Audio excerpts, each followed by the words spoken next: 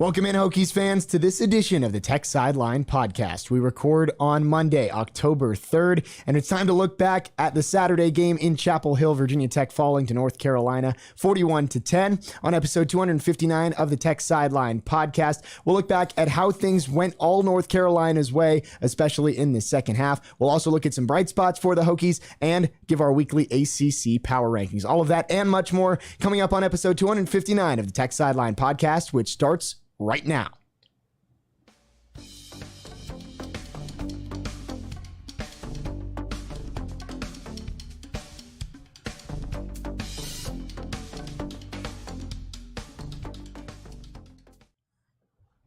Welcome into episode 259 of the Tech Sideline Podcast. However you are listening, or if you are watching on our YouTube channel, be sure to like, comment, and subscribe. Also, make sure to turn notifications on so you know when the Tech Sideline Podcast goes live every week. If you are in our live video, be sure to leave a question or comment for David and Chris, and we'll get to those with Katie at the end of the show. A reminder that Tech Sideline is presented by First Bank and Trust Company, one of the nation's leading community banks. First Bank and Trust is a nationally ranked community-focused bank with over 30 locations throughout Virginia and Northeast Tennessee, with an additional presence in North Carolina. They offer free checking with industry-leading mobile banking, financing solutions for personal, agriculture, business, commercial, and mortgage needs, and more. Visit www.firstbank.com to learn more. We got a great show for you today. Again, not a great game on Saturday for Virginia Tech, but we're going to go through all of the action between the Hokies and the Tar Heels. Let's introduce everybody on set. Across the way, David Cunningham, managing editor for TechSideline.com. To my right, it is Chris Coleman, lead analyst and columnist for Tech Sideline. Katie Adams is in the fourth chair once again today. Behind the scenes, Will Stewart, our best podcast producer in the land and founder and general manager of Tech Sideline, and I'm your host, Jake Lyman. Let's dive into this, guys. Another week and another tough loss for Virginia Tech. I felt like for the second straight week, we got our hopes up a little bit. You know, when West Virginia Tech went up 7-3, forced the fumble, and felt like they were going in to make it a two-score game. This week, you stop that high-powered UNC offense on the first drive, and you get that field goal, big play to Caleb Smith to start the day. But from then on out, it was kind of all downhill. Yeah, kind of the first drive, you were thinking, man, the UNC defense is exactly what I thought it was going to be. And then, again, you know, some red zone troubles. So everybody's phone's on silent. I forgot to ask. I'm normally the guy who makes sure everybody's phones is on silent, and I didn't do mine today. But yeah, it was a pretty good start. I think Tech was a little bit fortunate defensively on their first drive because that third down pass in the flat was wide open, and that was the only pass they didn't connect on all day that was wide open. But yeah, on the whole, you know, you ran the ball a little bit, generated a big play in the passing game. It was a promising start. That's kind of, yeah. Well, and it was very similar to the West Virginia game, right? Where Tech like was very, it was a very close game heading right before halftime. Yep. And then like West Virginia did, North Carolina scored right before half, albeit it was just a field goal, but it kind of swung momentum back that way. You felt a small glimmer of hope when Wells ran that end because it was 21-10 at that point, and you're like, okay, 40 seconds. Or whatever, however much time was on the clock. 27, 28, something like that. 28 seconds, yeah. Okay, yeah. So just not that much time left on the clock, and you get the ball first in the second half. So if you can go down the field and score a touchdown maybe in the first drive of the second half, then all of a sudden it's a 4-point game, and that you have the momentum, and it puts the pressure on Carolina. But boom, they go 50 yards in 20 seconds. It was like I leaned over to talk to somebody. And then I look back up, and they've got the ball in like the 30-yard line. I'm like, what in the world did I just miss? They did it in like 4 or 5 plays too. And after that, it was pretty much all Tar Heels. They scored all 17 points in the third quarter, outscored the Hokies 41-7 after Tech took its only lead of the game, 3-0. I did this last week for West Virginia, and obviously in a game that's decided by 31 points, a couple of plays aren't going to decide the game, but it felt like for me, there were two plays that allowed UNC to get out to that big lead in the first half. The first one was right after that UNC touchdown to make it 7-3. Dawan Lofton dropped the third down pass. Obviously, the offense couldn't really get it going, and maybe they punted on the next series or the next set of downs instead. But it felt like that could have been a chance to sway the momentum back in the Hokies' direction. You feel like when you're playing a team like UNC that's capable of scoring a lot of points, you know, you have to take advantage of all your opportunities. You can't let little things like that trip you up. I mean, yes, you need a better game from your defense. You can't let them score 41 points, but even if the offense doesn't score on a drive, you'd like to put a few first downs together, similar to what Tech did last year against UNC when they won the game. Put a few first downs together, get your defense some rest, flip the field position, things like that. But yeah, when he dropped that pass and then UNC went back down the field to score, you're like, okay, we can't play from 2 scores behind these guys. But that's the position the Hokies put themselves in. Now, if he had caught that pass and they had gone down and scored, it would have just been delaying the inevitable, of course, but you would have at least put some more pressure on them early. But instead, it just got out of hand right after that.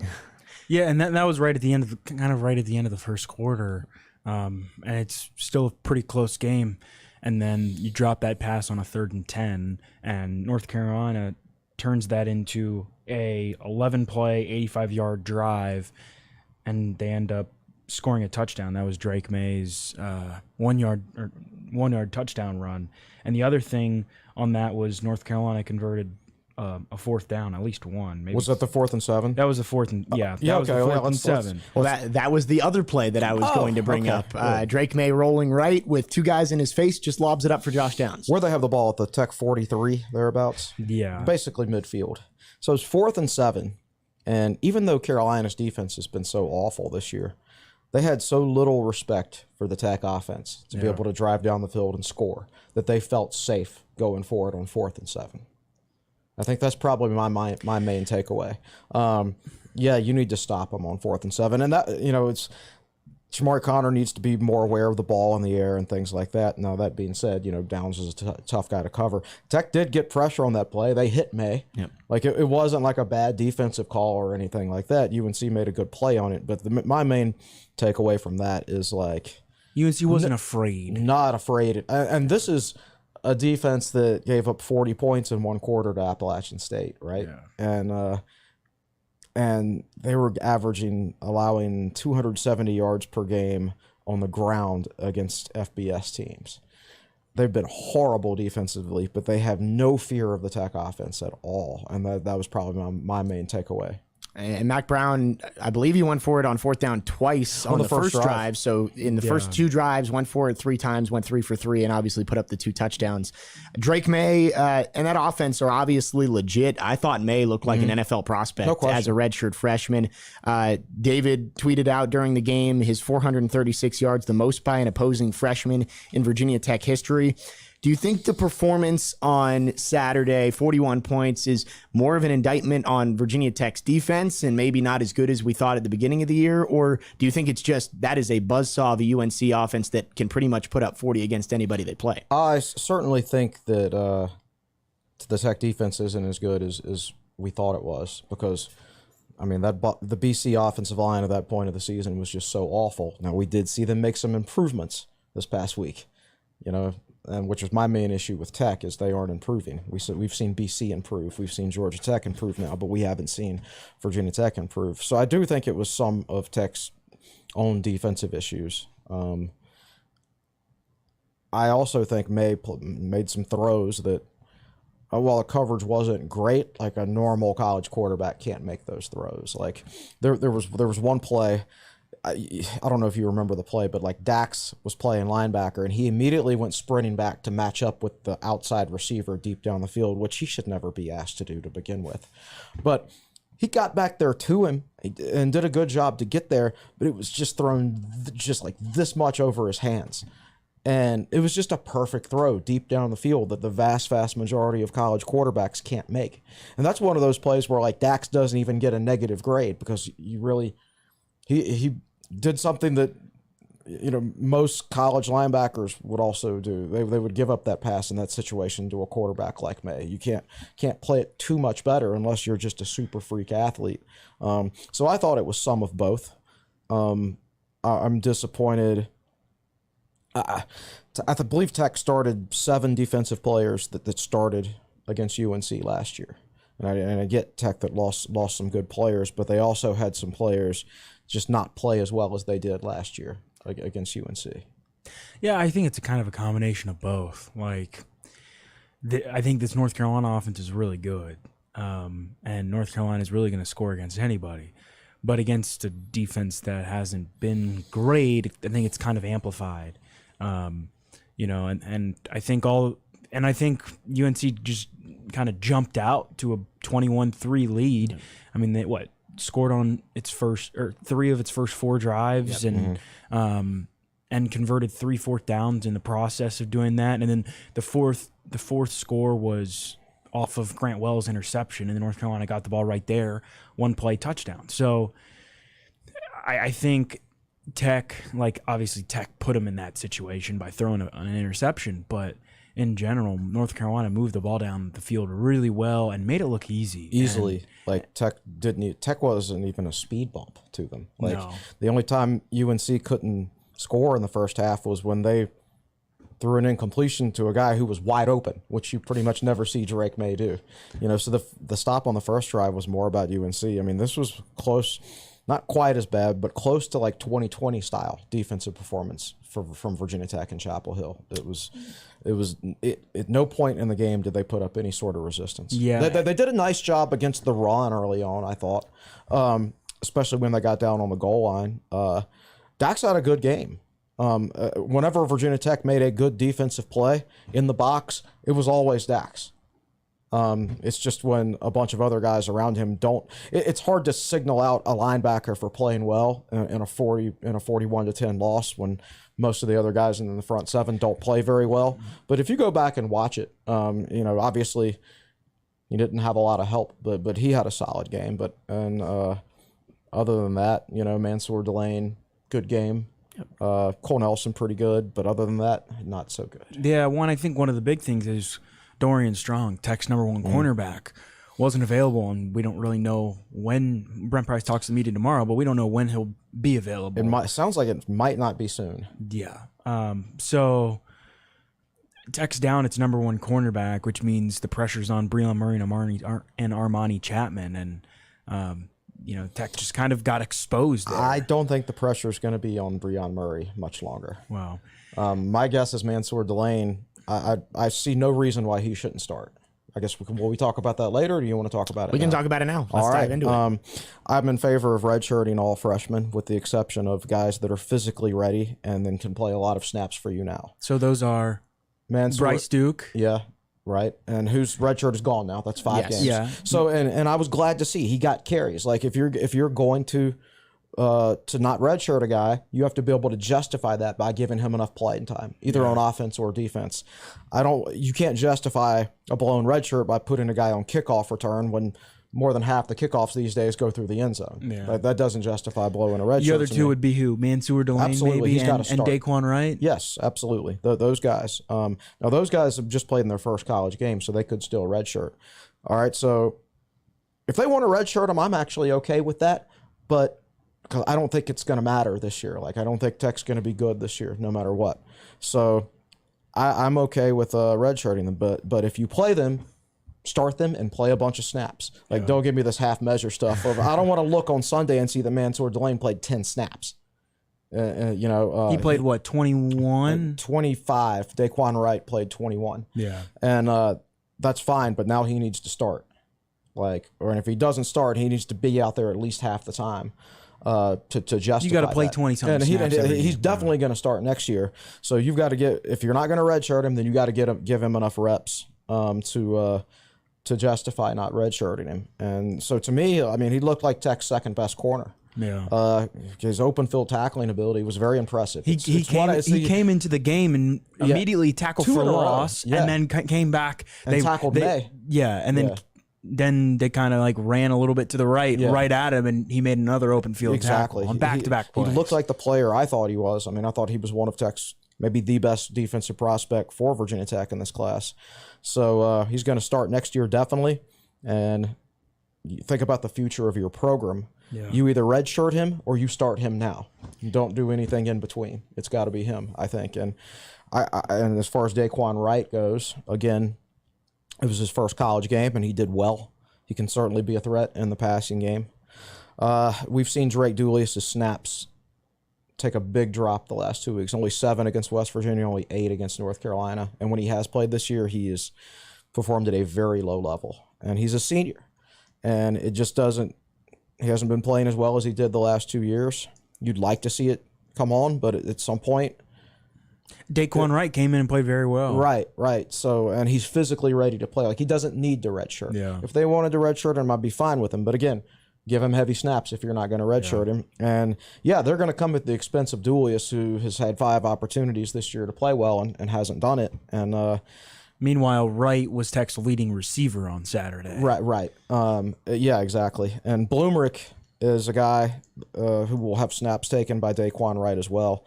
You know, another analyst, French 60 Wasp, has noticed with Blumerick, like when he's running like a dummy route and the pass isn't intended for him, he's not running his routes hard.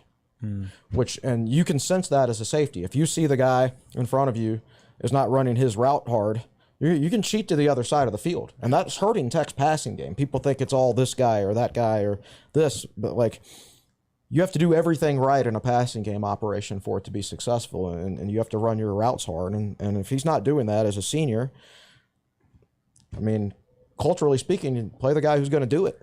And so, yeah, if Wright is going to, I think Wright's an excellent prospect. Wright ended up being a 4-star prospect. Yeah. He wasn't a 4-star prospect when he committed to Tech, but after he blew up, after he played great his senior season, and everybody actually saw, oh, wow, this guy's pretty good, even though he didn't have a whole bunch of offers. He got the 4-star ranking, and it was well-deserved, and I think he's a great prospect. And again, if you want to redshirt him, you got to give him the snaps. Right. Yeah. If you're going to play him, actually play him. So 20-plus snaps a game, and I'm okay with it. And you mentioned Bryce Duke, too. We'd seen him really just be kickoff return, maybe got a few snaps against Wofford, but he was kind of the short yardage back. He converted 3. He was 3 of 3 to start, and then I tweeted at Will, and then I jinxed it. I didn't convert his 4th. I tweeted it after the first 2. I said, bright spot of the day. Tech is 2 of 2 in short yardage situations with Bryce Duke carrying the ball. And the last one, you notice what they did is that they actually took a snap from under center, I believe for the first time all season. Yeah. And handed it off to Duke, and of course, then it got stuffed. It's not necessarily about the formations, I would say. But, but with Duke, I think it's an interesting scenario because, and I have not gone back and looked at the snap counts and stuff, but I feel like his carries were pretty even to that of Black and Holston. So, if you're going to, he can't redshirt. He's played in 5 games. Play him now. Right. Give him the opportunities. And we should note about Keyshawn King. Chris had texted me after the game and asked if Keyshawn King had played in the second half. And I said the only time he touched the ball was a kickoff return right at the end of the third quarter. And I asked Brent Pry about it in the post-game press conference, and Pry said, basically, he didn't straight up say he wasn't 100%, but he basically alluded to and said, when he's 100%. So that is probably why Keyshawn King did not get as many touches. But if he's not going to be 100% healthy and Malachi Thomas isn't 100% healthy, use Bryce Duke more. Well, yeah, and so like my question about that is, if Keyshawn King's not healthy enough to play running back, why is he healthy enough to return kicks? You can get hurt just as easily returning kicks as you can playing running back. I mean, maybe even a higher chance because guys are running at full speed. They've got 40 or 50 yards to pick up steam and everything like that. Kickoff returns are dangerous. So that doesn't make a lot of sense to me. I agree at that point. Like, if he's not 100%, the game wasn't winnable. Don't have him in the game at running back, but it doesn't make sense to give him, kickoff return duties there. But as far as the running backs go itself, like, it doesn't need to be a 4-man rotation. Which is what it was on Saturday. Yeah, he's 4 different backs. Right. And let's say Malachi Thomas comes back, and then you've got 5 guys. So 2 of those guys don't need to get carries after that. I'm sorry. I would like to play the whole everybody gets a trophy game. But I feel like at some point it leads to inconsistency, right? Sure, to a certain extent. If you're trying to give 4 different running backs the ball, and I get it, Keyshawn King didn't really play in the second half, so it was really dwindled down to 3. But still, when you're trying to divvy it up, I feel like a lot of those guys can't really get in a rhythm. You're right, but it's got to be when everybody's healthy. To me, the top 3 running backs would be Thomas, King, and Duke. I think Black has more of a wide receiver build, and the Hokies need some help at wide receiver. So that's a move I would make in the spring. I think he's a good prospect. I just don't think he's quite a running back. I think he could help more at wide receiver, particularly with the way the current roster is structured. So that's those would be my top three whenever they're all 100%. And the hope is Malachi Thomas healthy soon. He did dress out on Saturday. He dressed. I think he's getting better. But I think at this point they're not really. I mean, I don't think Tech is really in a rush to play him. I don't think you are either. I might be in a rush to redshirt him. That's just me. Well, let's check in with Katie in the fourth chair for the first time. What do you got over there? We'll do a little segment called Silver Linings of the Weekend that don't include a Virginia Tech win. And unfortunately, this might be a reoccurring segment throughout the rest of the season. But, okay, first one, Virginia Tech women's soccer beats number 3 UNC just hours after the football loss. So that was incredible. Evan Hughes with the call. You guys just mentioned it. Malachi Thomas dressed out for the first time this season. So we'll see if he gets back into the rotation maybe this week, maybe next week. Someone affiliated with UNC's program told me after the game that they completely agree with the wine and cheese narrative about how they don't have good fans and that Virginia Tech has the best fans in the ACC. And this is someone who's inside their program, so I thought that was really funny. And I guess it was a silver lining after that horrible day. And then now that it's October, basketball season is next month. Yeah. So about in a month, we'll do a podcast that we can have split between football and basketball. We'll probably enjoy the basketball segments a little bit more. That's probably true. And then lastly, this was a silver lining that actually turned out bad in the end. The fact that Tyrod Taylor played yesterday. And then he got hurt. I looked at your Twitter at one point yesterday, and you retweeted somebody else's tweet. Tyrod Taylor's coming into the game, and then your very next tweet was Tyrod Taylor has a concussion or something or gets hurt. I don't know. Yeah, he came in for Daniel Jones, who was injured. That's a rough day. Your UNC comment's funny because our UNC preview podcast last week, a UNC fan responded to it in the comments section. It was like, wow, we don't get coverage of UNC football like this anywhere else from a UNC source. He's like, I wish y'all would do a podcast on UNC football every week. I was like, that's pretty funny. Well, I wish I had sent the picture I took. We went to broadcast the game as students, and from the top deck, I took a picture of the crowd about 30 minutes before the game. It was... I mean, it was a better crowd than Virginia Duke, but that's not saying much. It looked like a spring game attendance, and I hope that it would kind of stay like that so we could, hammer them with that. But it filled up a little bit more like towards the game, but still not I think maybe the hurricane scared people off. Even though it wasn't in the area at that point, I think it might have scared a few people off. Probably scared a few people off, but still not... They're not great at that anyway, so... All right. Well, thank you, Katie. We'll check back in with you in a little bit here. We were talking about true freshmen getting experience, and we got to see Cam Johnson as well at cornerback. The secondary was red shirt. Yes. The secondary was a little bit banged up throughout the game. Again, you mentioned no Dorian Strong. Armani Chapman missed a few snaps. Jalen Stroman missed the first half, and then he got hurt in the second half. So got to see Cam Johnson. Thoughts on the way that he performed in his first game? He was okay. I think the one pass that kind of went, I don't know if it went for a touchdown or right to the goal line, that kind of seemed like it was his fault. I thought that was more on the safeties personally. So he did okay out there. Still, he's only 160 pounds, and it doesn't do him any good. Like he could just as easily get hurt at that size as he would get out there and actually improve as a football player. Yeah. It's most important for his long-term development to put on size right now. So, if it were me, like he wouldn't have even been at that game. Like he would have been recovering, taking his protein supplements because he just did a heavy lift day on Friday to get bigger. Because that's more important than to his long-term future as a football player than playing 19 snaps in a blowout, in my opinion. You need to keep the red shirt on that guy, and you need to do everything. I think he's an excellent prospect. I think he and Delane are the two best defensive prospects of this past year's class, and they're both corners. But I think he's not as further along as Delane simply because he's about 20 pounds lighter. He's not physically ready to play. He's not physically ready to play. The guy's 10 pounds smaller than me. So I think he that's got to be his primary focus. I'm not saying he shouldn't. He's got to develop in practice and everything like that, but he's got to hit the weights heavy. But like if you're playing in a football game on Saturday, you can't hit those weights heavy on Friday. Yeah. We've had that conversation. We need a new button for Chris. Heavy Lift Friday. Yes. Next to the red shirt. I will say, though, I think To your question, I think Johnson, who maybe is not necessarily physically ready, and Delane, who you would say probably is, Yes.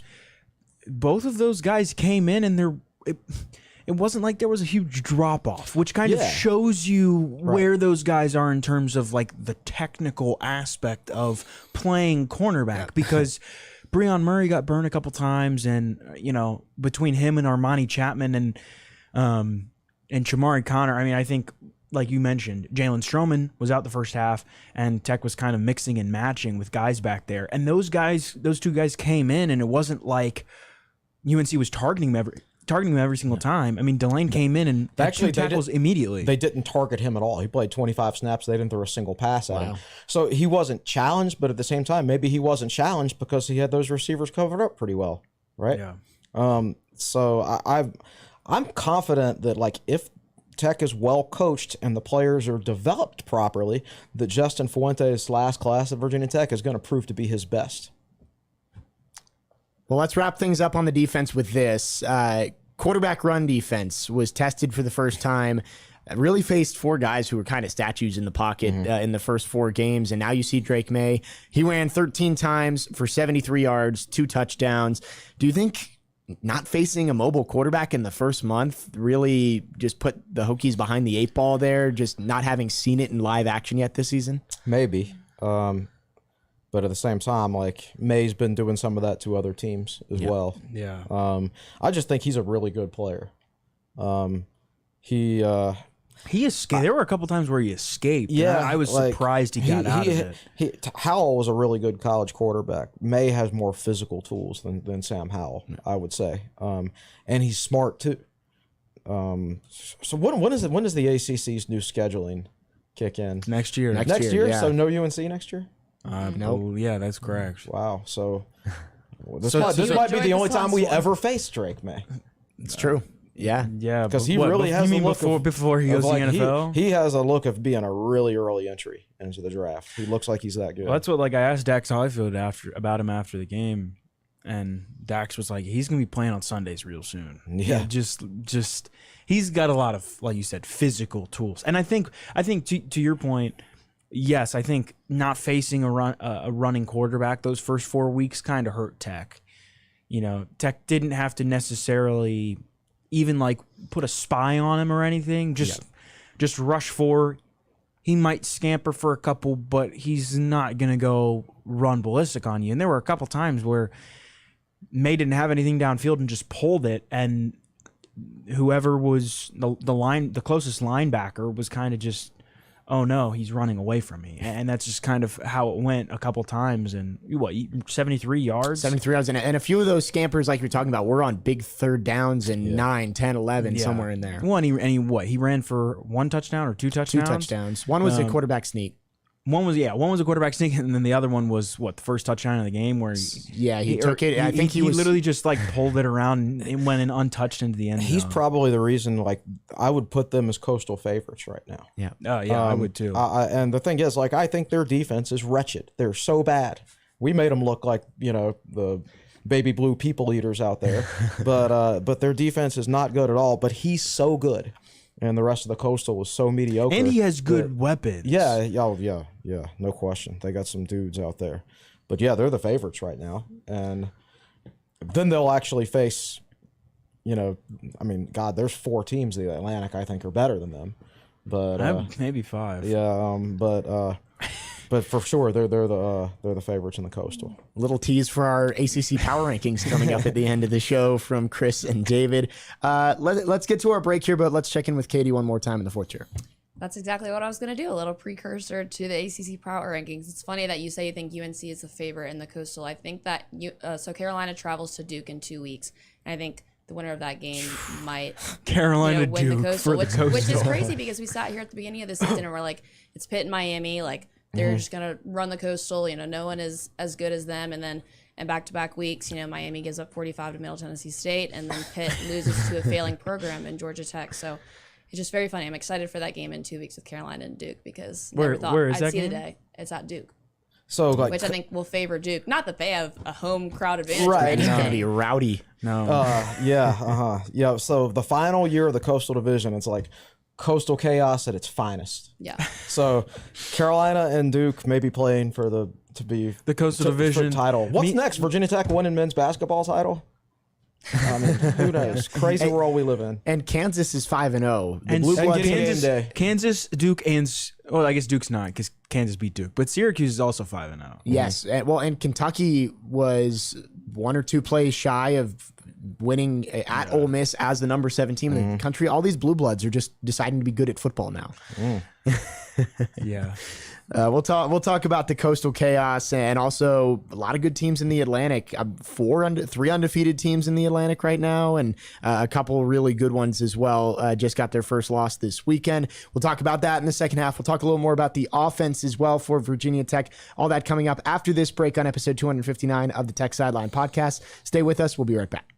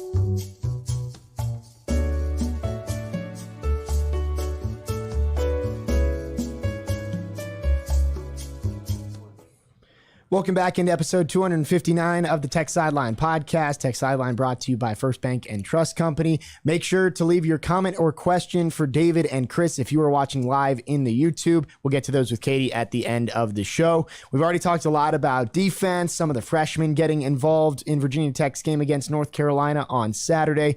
But let's look at the offense a little bit more.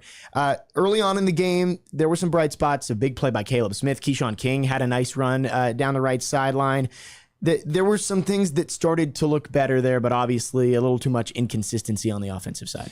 Yeah, and it's kind of like I expected to see improvement in some ways against UNC, and I thought we did early.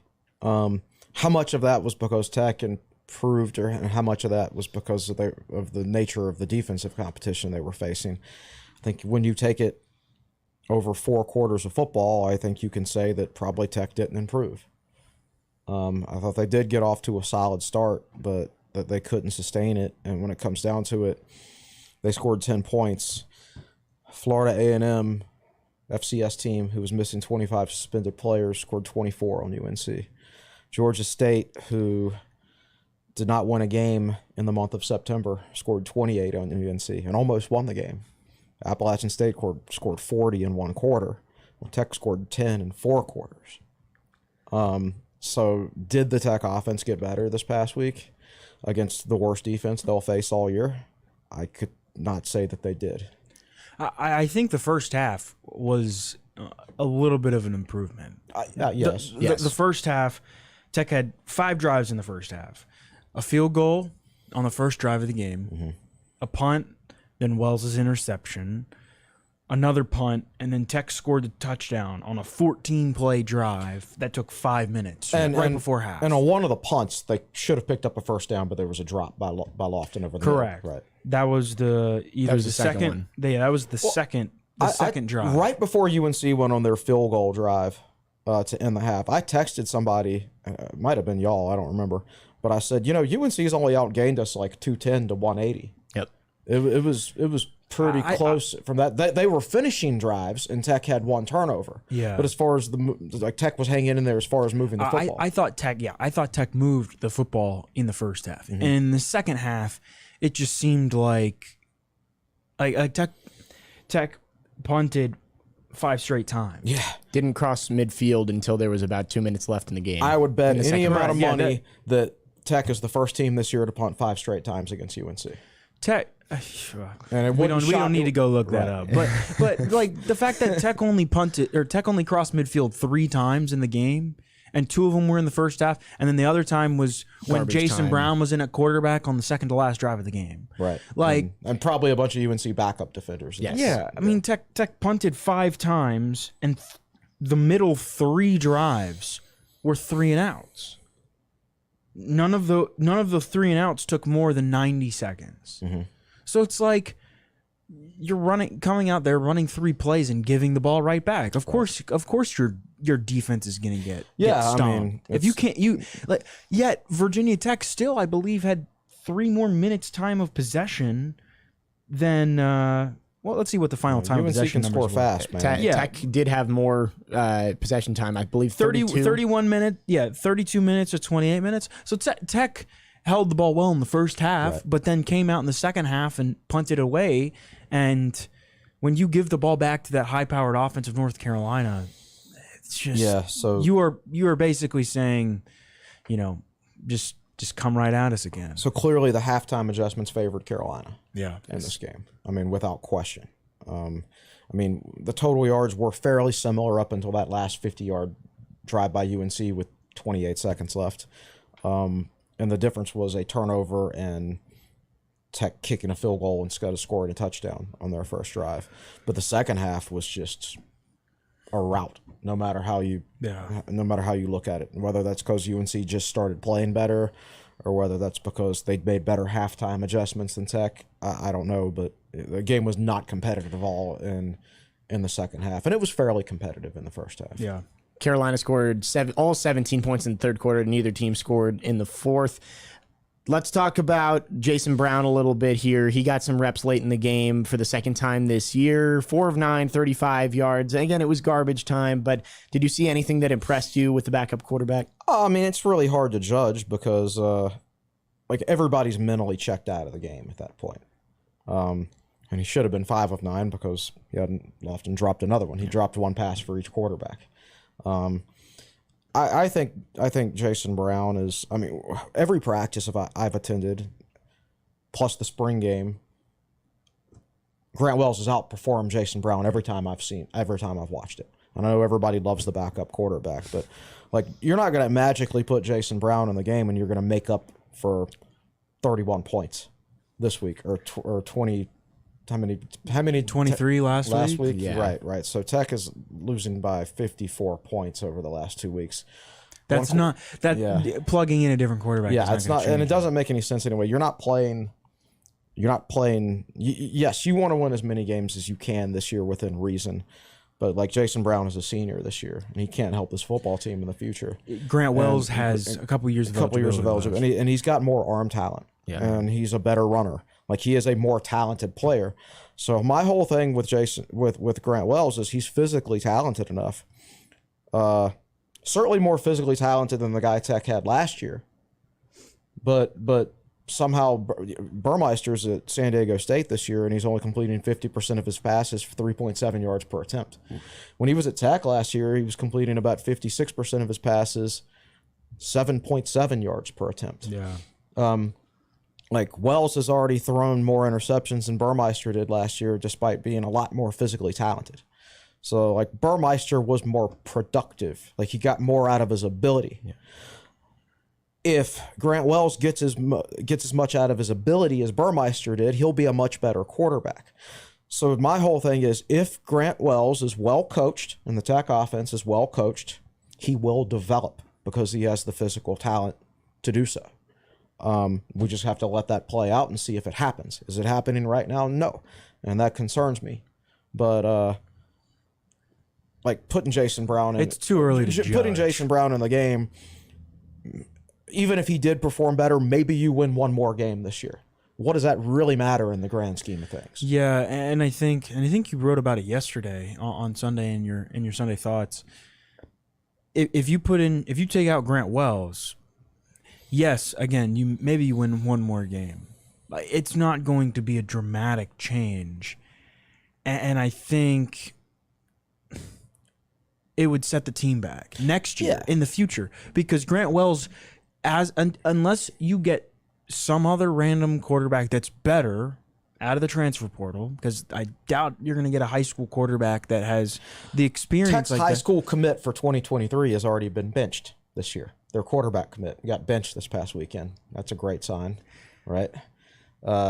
Just thought I'd throw that out there. Well, but to my point, like, unless you get a more talented kid out of the portal, with more experience. Wells has the experience, but I think there are a lot of things around him in the offense. Like the offensive issues are not just him. Absolutely not. And I think it would be a detriment to this offense if they were to take Wells out.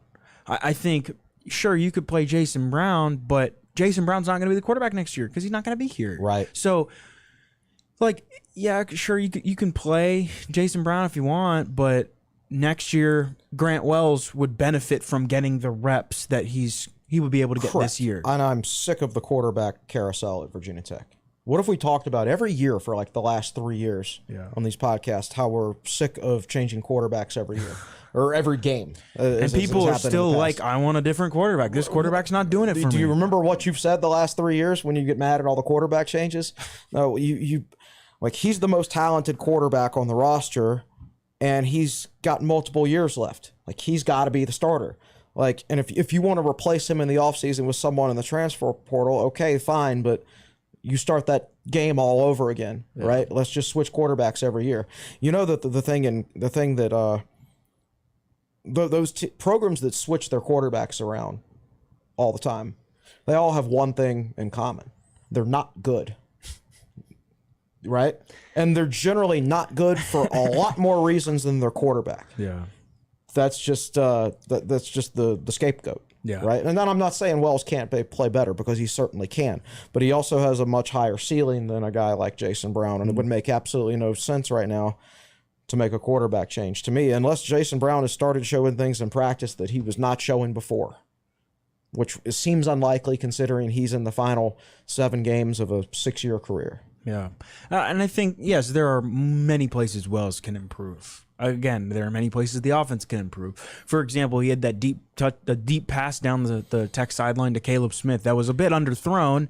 Smith kind of still adjusted and tried to make a play, and then Tony Grimes kind of swatted it out of there. I watched the Clemson-Wake Forest game last week, and every receiver on the field for both those teams would have made that catch. So there's that. Well, I mean, and I think, Caleb Smith has been Tech's #1 receiver all year. Caleb Smith is fine. It's just, the problem is, like, he shouldn't be the #1 guy. Yes. He's a complimentary receiver and a good complimentary receiver. But he shouldn't be the #1 guy, and he is. Yeah, and I think that just goes to show you that when people complain about the quarterbacks. There are more issues about this offense. We don't need to get into the offensive line because we've talked about it before, but the fact that Keyshawn King, arguably the most explosive player on this offense, didn't even touch the field except for once, really, in the second half. When you're not getting your explosive players the ball, you're not going to make big plays. North Carolina had 22 plays of 10 or more yards. Wow. Against Virginia Tech. Tech had 6, I think. And Carolina came into the game, I think, next to last in the country in 20-plus yard plays allowed. Wow. So that's all they do is give up chunk plays. Carolina had 10 plays of 20 or more yards. Yeah. Tech had 2. Right. And this season, and I put it in my article after the game on Saturday, this season, Virginia Tech has 16 plays of 20 or more yards offensively. 8 of them, 4 each, have come from Caleb Smith or Keyshawn King. But when Keyshawn King doesn't play in the second half, and when North Carolina knows Caleb Smith is Virginia Tech's best receiver, well, other guys, it's not. Tech is basically in a corner and can't do much. And when you can't have explosive plays, like, yes, Caleb Smith probably should have made that catch, or the ball probably should have been thrown a little bit better. But that's a play you need to make for your offense to be able to succeed. And when you can't make that play, you shoot yourself in the foot. And even the simple things like Lofton dropping 2 passes that hit him right in the hands. Mm-hmm. I think this is one of these offenses where it's still in the building stages. You need almost everything to go right for you to have a chance. And right now, a lot of the things just aren't going right. Well, one thing did go right for Virginia Tech that I've been waiting. It's our silver lining. Penalties were much better on Saturday after 15 for 132 yards against West Virginia. 3 penalties, 22 yards. That was it for Virginia Tech on Saturday. 2 false starts and unsportsmanlike conduct. Yes. So you look at the punishment system that they put in last week. Do you think that was a step in the right direction? Obviously, I think it made some differences in Saturday's game. Yeah, I think so. I mean, I think anytime your coach tells you you're going to have to run a 40-yard sprint for every penalty yard, like, you pick up, like Jalen Stroman had a targeting penalty, he would have had 15 40-yard sprints. Which is nothing compared to what it used to be at Tech. It used to be 100 yards for every yard of penalty. I don't know. I mean, but even just like a simple I think that's a simple solution to a problem. And I think it's better. Obviously, against Pitt this weekend, we'll see if that continues to go in the right direction. But I mean, the last time Tech was on the road was Old Dominion and had 15 penalties. So at least on the road, in a road environment, it's an improvement.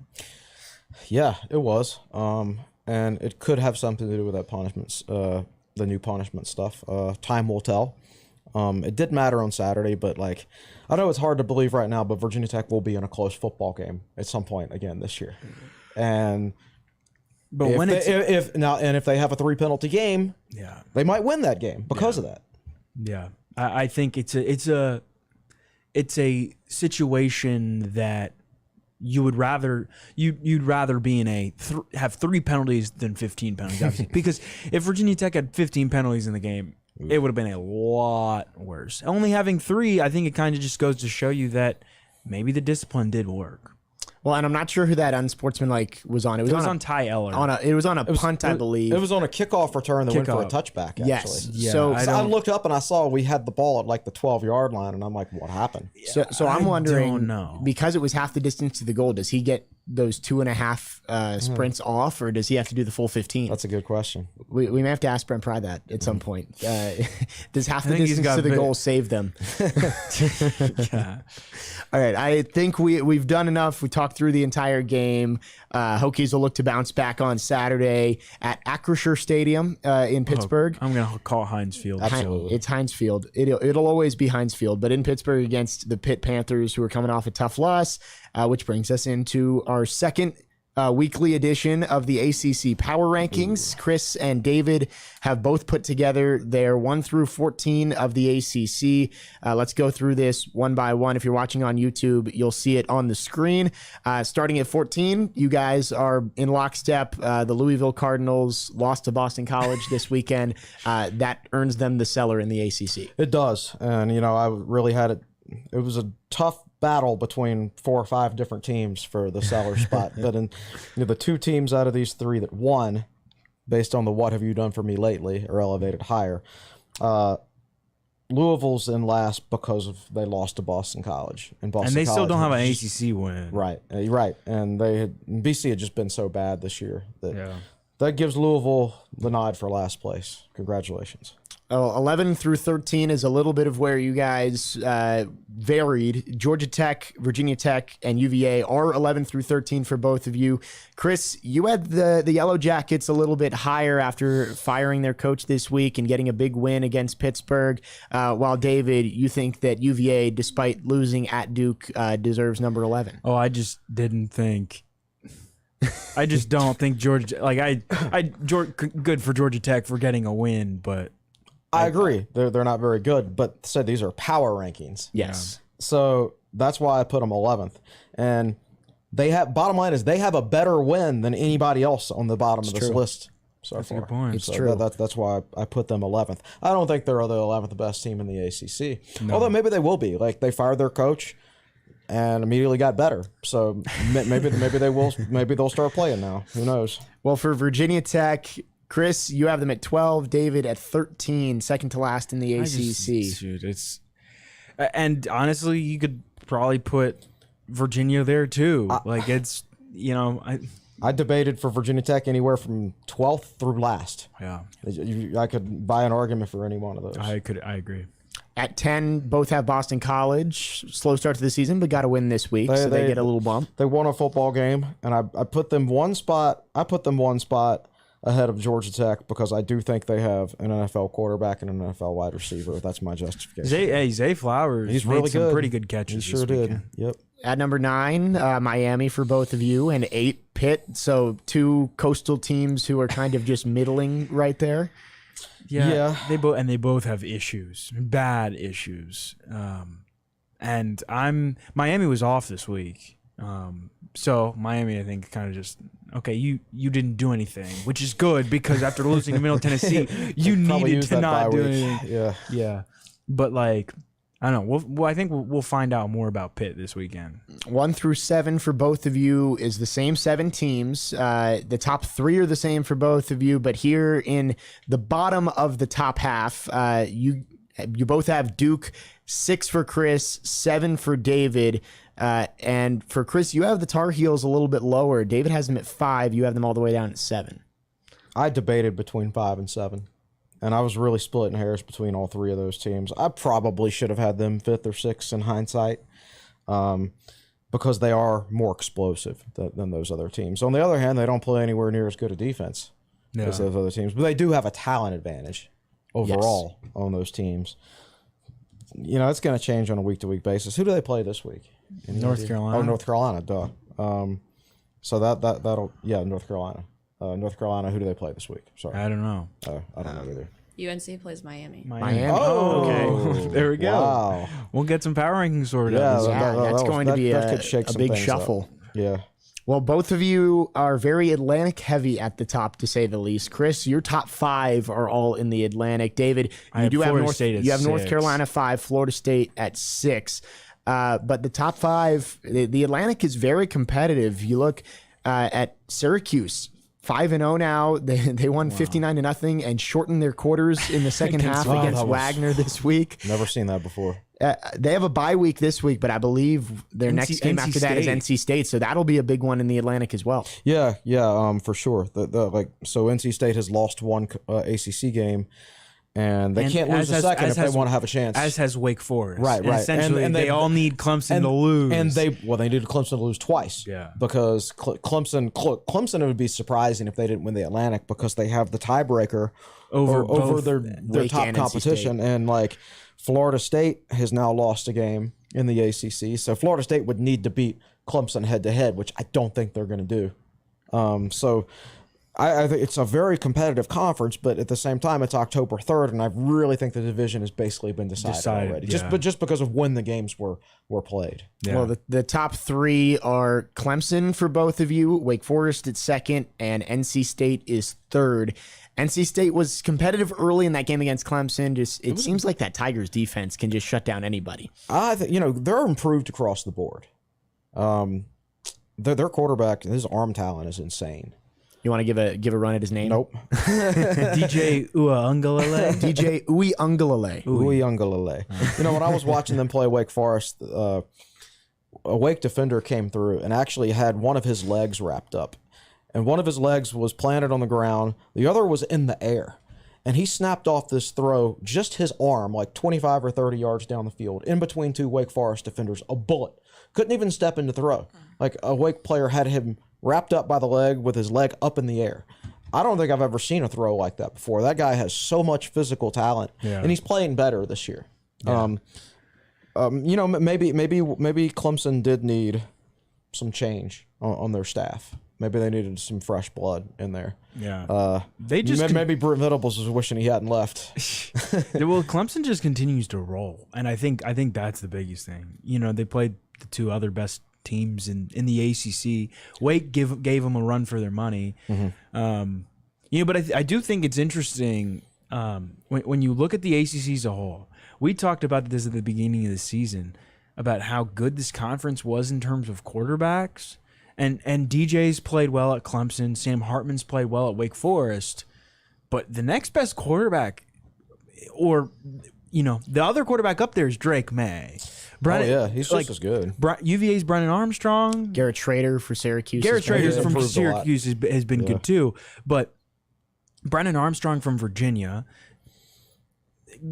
Tyler Van Dyke from Miami, those guys haven't been great. Well, Van Dyke got benched. Yeah, we don't know who's going to start for them now. Yeah, and he was very good for him last year. It's crazy. Yeah, Van Dyke and Devin Leary, I think, are the two that have both maybe been underwhelming, expected to have big years, and just haven't quite been as good as many people expected. Yeah.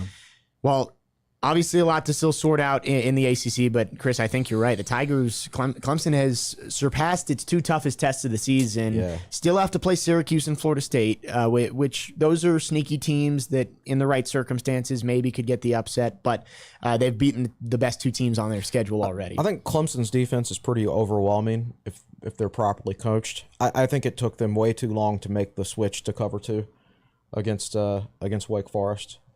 They were leaving their corners out on an island, and very few corners can hang with those Wake Forest receivers. Those guys are top-notch players. But I think if they had switched to that earlier in the game, that game wouldn't have been as close. Once they switched to it, it became about man-on-man, offensive lineman versus defensive lineman. And Clemson has the talent. And that's a battle Clemson's always going to win unless they're playing Georgia or Alabama or somebody like that. All I know is I'm glad Virginia Tech doesn't have Clemson on the schedule this year. This is true. Well, that'll wrap up our ACC Power Rankings this week. David and Chris will be closely watching the games this weekend to make their decisions for next week. Obviously, that UNC Miami game could have big coastal implications this weekend. Before we finish up here on episode 259, let's check in the YouTube chat. Katie, any good questions in there? Dwight Vick says, don't you think despite the issues with talent, the offense should open it up more, be more innovative, wildcat option, etc.? Yeah, no, I agree. And that was one of my big, like if I had an overall criticism of the offense, it would be, I think it's too basic. I think it's, and you mentioned it earlier, I think when we were in the break, that yes, they put in a little bit more. They finally ran a jet sweep this week. they put in some more motion and stuff, but Virginia Tech is too easy to game plan for right now. You know exactly what Virginia Tech is going to have. And if Keyshawn King can't play, you know even more of what Virginia Tech doesn't have. And you've got to throw in some wrinkles that give you a chance where you are putting your playmakers in situations, whatever playmakers you have, you're putting them in situations where they can make a play. But when the defense can... this is one of the worst defenses in not just the ACC, but in the country. And when that unit can, and we talked about last week about all the issues North Carolina had defensively, that unit probably didn't have to. I mean, I don't know exactly what they were game planning for, but my guess is they didn't have to game plan an extraordinary amount for this Tech offense because it's so, I don't want to say vanilla, but very plain. And if, like Dwight said, if you start to mix it up and be creative and do different things, I think that leads to different results, whether they be positive or negative. You have to take chances, and I think that's the bottom line. I studied Duke's coaching staff yesterday for my column, and Duke is a team that went 0-8 in the ACC last year, and I think everybody would have said, "Oh, they don't have any talent." You don't have talent if you go 0-8 in the ACC, right? Yeah. Well, all of a sudden they changed coaches, and with the same group of players and went 0-8 last year, they're 4-1, and their only loss was a one-possession loss to Kansas, who's unbeaten. 5-0 in ranks. Right. So all of a sudden, Tech won that game by 31 against Duke last year against those non-talented Duke players, right? If they played tomorrow, Duke would probably win by 31. Same groups of players, 62-point swing, right? It's so much more to it than talent. And when I look at Duke's coaching staff, I see they have a first-year head coach in Mike Elko, but he hired an offensive coordinator who has been an offensive coordinator at 4 different schools, including other Power 5 schools. He has coached quarterbacks, wide receivers, running backs, and tight ends in his career. Very experienced coach, just knows offense across the board. And for his defensive coordinator, he hired a guy who's been the defensive coordinator at 3 or 4 different schools also, including like Power 5 schools like Arkansas. So Mike Elko, as a first-year head coach, went out and hired extremely experienced coordinators. And Brent Pry, first-year head coach, hired a guy who's been an offensive coordinator for 1 year at Fordham, and that's it. And a defensive coordinator who's never been a defensive coordinator. So Brent Pry is trying to be a head football coach, and he's got a very experienced guy running an offense, and 2 of the offensive assistants have actual more experience running an offense than the actual offensive coordinator. Yeah. It reminds me of the situation at Virginia Tech. When Brian Steinspring became offensive coordinator, they hired Kevin Rogers, who was Notre Dame's former offensive coordinator, to just be the quarterback's coach. So you've got a very experienced offensive coordinator who wasn't the offensive coordinator. Brian Steinspring was the offensive coordinator who had never been the offensive coordinator. It kind of reminds me of how this Tech staff is set up. And from a defensive standpoint, Pry's trying to be the head coach, but he's also trying to teach the defensive coordinator how to be a defensive coordinator. So you have a first-year head coach who's learning on the job, and his 2 coordinators are also learning on the job. And I'm not saying long-term that Duke is going to be better than Virginia Tech, but they've hit the ground running because Faster. they had extreme with an 0-8 team from last year that lacked talent, right? It's amazing when you have a veteran coaching staff and they really know what they're doing. It's amazing how much more talented Duke looks. Yeah, and I think this coaching staff has experience, obviously, but not in like Chris Marv is, besides whatever series he called against Wofford. Chris Marv has never called defensive snaps before as a defensive coordinator, and I think he's a good coach. I think we've seen improvement from some of the linebackers, but for situationally, the stuff on their plate, maybe those guys have too much on their plate. Well, I mean, how could Chris Marv have too much on his plate when he's not even the actual? I mean, a guy like I was more talking about like Tyler Bowen, in a case where he's trying to coach his tight ends and run an offense, and there are more people around him. Every offensive coordinator has a position to coach, though. That's true. He's a first-year coordinator with 2 experienced coordinators. He's technically their boss, right? And he comes from the Joe Moorhead offense, and Brad Glenn has done his own little thing at the schools he's coached at, and then Rudolph comes from a completely different offense at Wisconsin. So you've got a guy who's never coordinated an offense before at this level trying to combine all these different things together. And I'm not saying that Tech should be out there scoring 40 points a game, because, no, they're not good enough to do that. But it should be more creative than this. Well, it should be more productive, whether it's because of creativity or whatever. Yeah. If Florida A&M can score 24 down 25 players and Tech scores 10, Georgia State scores 28 on UNC and Tech scores 10, it's just, I mean, you can't tell me Kansas is the other one. Kansas doesn't have any good players, right? Now, guess what? They have a coach and 2 coordinators with over 10 years of coordinating experience, and they're hosting College Game Day.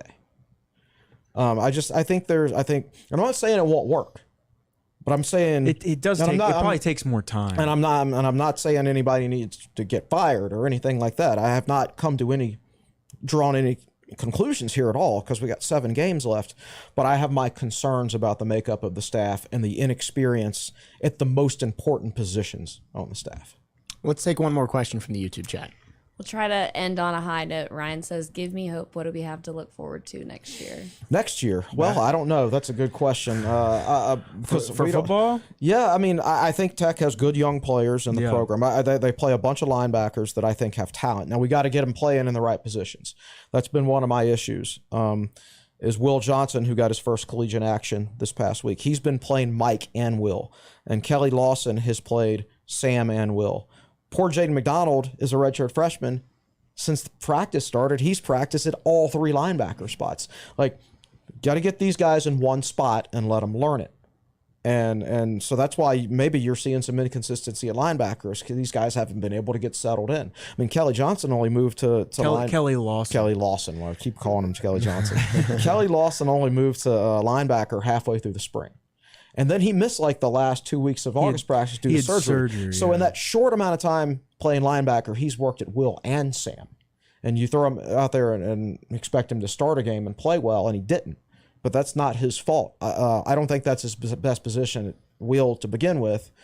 But then the fact that he's practiced in so many different roles is tough. But I do think if they can figure out those guys' best positions, I think all those guys are very talented players. I think Mansour Delane's a very talented player. I think Daquan Wright's a very talented player. There's projectable players on this Tech team, and it's going to come down to player development. But it's not just about the players. Like, I want Tech to add talent to this team, of course, like everybody else. But they have to make sure they have the right coordinators in place at the end of the season to develop that talent. Because right now, I'm not certain. I don't think they're getting the most out of our current talent. So even if you upgrade the talent, you're probably still not getting the most out of that talent. So they've got until the rest of the season to improve. They got 7 games left to improve. And then at that point, we'll wait and see. Like, I think that we could potentially have some things to look forward to next year, but we're going to have to see at the end of the season what exactly we look like before we know for sure. Yeah, I kind of agree. And I think in terms of getting more out, I would say it's probably more offensively than defensively, because I think at least through the first 4 games, Brent Pry had done a pretty good job of kind of running the defense. And he's got so much on his plate, but the defense had played pretty well for the most part. Yes, gave up 33 points to West Virginia, but yeah, I think there are a lot of young guys that like Chris said, are projectable. And I think there are even some veterans, some older guys. Grant Wells is a good example of a guy who has a lot of tools, just needs to be developed a bit more. And I think figuring out how to put those guys in good positions now will help come next year when they are in bigger situations, whether it's putting Mansour Delane in the right situations now so he can gain reps and gain experience, or even a guy like Grant Wells, putting him, giving him, coaching him in the right situations and giving him what he needs now to be able to learn and develop so he's a better quarterback when next year comes around. I think player development, whether you're winning or losing games, is important right now. Another thing we can look forward to, basketball season. Yeah, basketball media day started this past week. Basketball media day tomorrow. Is it? Yeah, you can come if you want. That's why we hired you. I've got so much stuff to write. It's all right. We get to talk to Mike Young, Justin Mutz, Hunter Couture, Sean Padula, Darius Maddox. So a lot of guys. Basketball season right around the corner. Next week, ACC Media Days in Charlotte. So basketball season's finally here. And do you want to tell them what's coming up on Wednesday? On Wednesday, we're going to have Kenny Brooks on the podcast for the first time. Are we? I didn't know that. Oh yeah, it's Jake and I. Okay. So yeah, David, me, and Coach Brooks, we're going to dive into last year, all the success that they had, and obviously a really talented team this year coming back. So Does that mean I don't have to talk about the Pitt game on Wednesday? I think we're still doing both. Yeah, we're gonna do like I assume when you guys are gonna do the regular podcast in the afternoon, we're doing it in the morning at like. We're gonna record it at like 10 a.m. You were granting me a reprieve. No. You and Will and Katie are still on deck, but yeah. But I'm excited. Both men's and women's basketball teams should be pretty good, and we haven't had Kenny on. Kenny's like I think the one other big name coach at Virginia Tech we haven't really had on, and considering they continue to steadily go up, it's important to get him on. So yeah, excited for that, and leads right into my favorite question of the day. What's coming up on techsideline.com? I assume Will have a Monday Thoughts later today. Yeah. We're back to normal rotation now. No midweek games, so full steam ahead. We'll have a preview on Wednesday, podcast on Wednesday, Brandon Patterson, Inside the Numbers, all the normal stuff, plus some basketball content thrown in for good measure. Figuring out how to balance basketball content now. So press conference for basketball is before the football press conference tomorrow, and then we've got a regular football week too. So I'll, depending on what news is said for football, I'll try to throw in some positive basketball stuff. in there. For sure. And I'll write my preseason basketball stuff during the bye week for football. So that'll be in a couple weeks. 2 weeks. Yep. Can't get here soon enough. Crossover season is almost upon us. Yes. It is a beautiful time. Yeah, and very busy time for David Cunningham. Yeah, though. well, you know what? And Katie said it earlier, but shout out women's soccer for the big win. And that winning goal, that was as good a college goal as you'll ever see. It was like the ball went forward about 40 yards and never even touched the ground. Yeah, it was nuts. And Evan Hughes had a terrific call with his dad. Filling in as his analyst, as they used to do in the Patriot Talk Live days. Good for them, and good for Virginia Tech women's soccer. They are rolling right now. I saw they were playing well earlier this year, and then they were showing all the ranked ACC women's teams, and it was like everybody except for Virginia Tech. Yeah, I think Tech's going to be ranked when the updated rankings come out this week. I assume they'll come out sometime today, so maybe we'll hear something about that too. Also, I guess we could hear about when the Miami game will be at some point today. Probably in the next 15-20 minutes we'll get the Miami kick time. So that'll be exciting too. One of 3 remaining home games for Virginia Tech. So if you want it literally just came out. I had the notifications on my phone waiting for it to come out. So let's see. A second ago. Miami at Virginia Tech, 12:30 p.m. RSN. Ooh. RSN. It's all right. It's a home game. You'll be here. That's right. All of the life just left the room. 12. To be fair, there are only 4 ACC games that week because half the conference is off. Yeah. Boston College, Georgia Tech, Louisville, Pitt, Virginia, and Wake are all off. Wow.